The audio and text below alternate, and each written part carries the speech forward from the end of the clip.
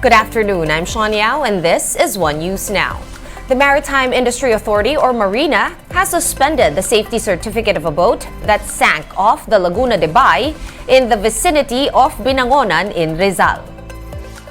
MARINA said that the MV Aya Express's passenger ship had parts and equipment that needed to undergo maritime safety investigation.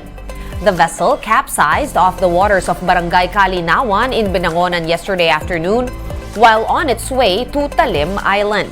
The incident killed at least 26 passengers.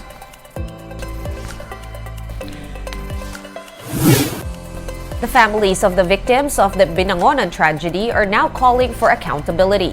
They are pointing to lapses on the part of authorities that led to the sinking of the MV Aya Express. Here's the report.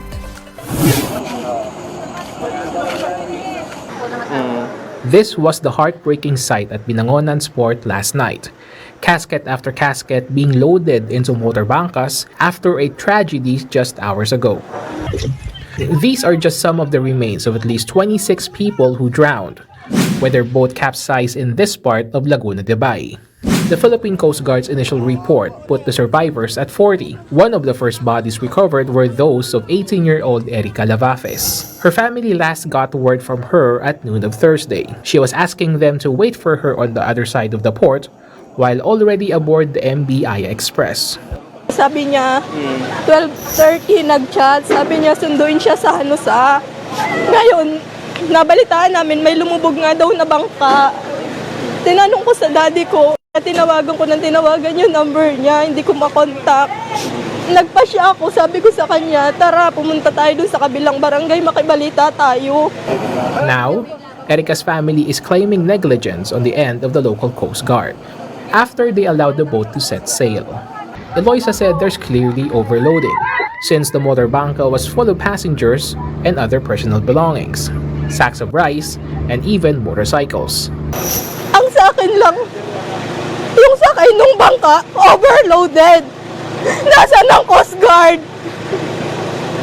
Yung mga pasahero, wala man lang suot na life jacket. Na dapat sana, kahit pa paano, sana buhay po yung kapatid ko. Unconfirmed reports say there was no Coast Guard officer when a passenger bangka set forth for Talim Island. As a result, there was no one to check the manifest, with the vessel's capacity at only 30 passengers. Nasaan ang mga pangalan ng ibang mga namatay? Bakit wala sa listahan nila? Kasi nga ayaw nilang palabasin na overloaded yung bangka. But the Coast Guard was quick on the defense, saying that was not the information submitted to them by the motorbangka's operator. Yung ating pasahero ay di-declare yon ng ating boat captain. No, mayroon tayong Master's Declaration of Safe Departure. Ibig sabihin, yung bangka niya ay ready, operational ready para mag-depart. Okay yung weather condition from the point of origin going to the point of destination.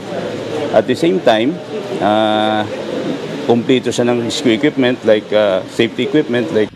According to the bangka's captain, the voyage was smooth at the onset, until strong winds blew and passengers panicked. Uwi na po, isla po. Bigla po, may sigwada po na hangin. Bigla po, yung oras po ko tawagin. Hindi ko na po mapigilan, ma'am, yung pag-ano po ng bangka po tagilid. Yun po, sinasabi ko naman po sa mga pasahero ko na huwag na po kayong lumipat, okay na po tayo basa dahil pauwi na naman po tayo at isa pang malaki po ang bangka natin. Ayun po, ay bigla po yung nasa unahan po, bigla po umadjust po ng pwesto at ang isa pa po ay isigwada po ng hangin na biglang bulusok po sa bangka po sa amin po, kaya po dahan-dahan po tumagilid yung bangka. The boat captain refused to reveal the total number of his passengers or if they're wearing life jacket. He has nothing but remorse for the tragedy. Sana po, patawad nila ako. Kasi po, hindi po naman po talaga kahit sino naman po tao nasa ka lang. Kaya kung hindi lang po gusto yung gano'n po. But grieving families want nothing less than justice for their loved ones, of an accident that they believe should not have happened if safety precautions were not thrown off the wind. The Philippine Coast Guard has confirmed that the boat that sank off of Binangonan in Rizal was overloaded. Coast Guard spokesperson Arman Balilo said the passengers aboard the MBI Express totaled 66. The vessel only has a maximum capacity of 42. It was also discovered that the boat's operator only declared 22 passengers in its manifest. Rear Admiral Balilo assured that the investigation into the incident will be thorough. Sabi rin po nung kapitan, inadmit niya rin po na pagkatapos po nilang mag-submit sa Coast Guard at mag-attest na 22 lang yung pasahero ay nagpasakay pa po yung mga crew nila ng maraming pasahero at bago sila umalis.